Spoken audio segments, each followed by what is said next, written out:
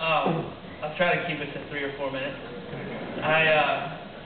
First off, I just want to let you guys know I'm so blessed. I have a great family. I come from a very small town out in West Texas. Nobody in this room, I guarantee, has ever heard of it.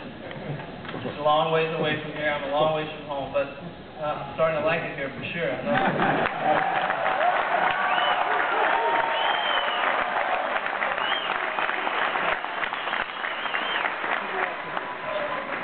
When the doors were open on Sunday morning, on Wednesday night, on Sunday night, my family was in church.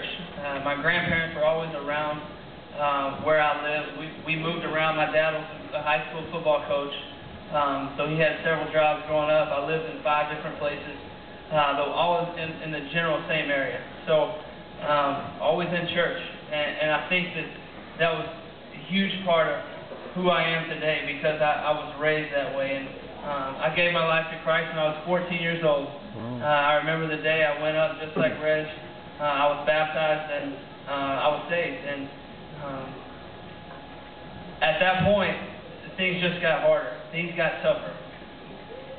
When you go up and you're saved and you start your relationship with Christ and you have a personal relationship with God, not one time in the Bible does it say things are just going to get easier. It's going to be a piece of cake.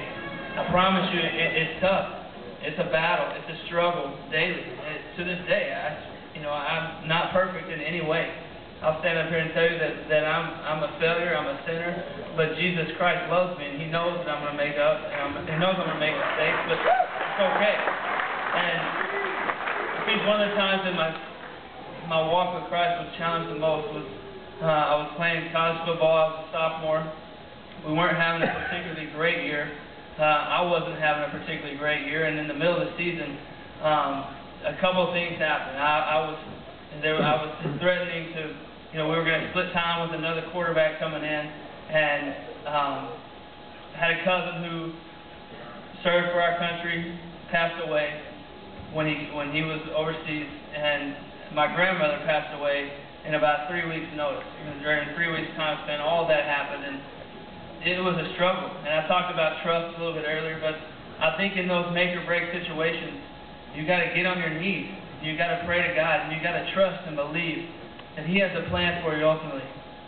Just like it says in Jeremiah, He has a plan, and His plan is perfect, and no matter what you do, His plan is going to remain the same as long as you trust in Him.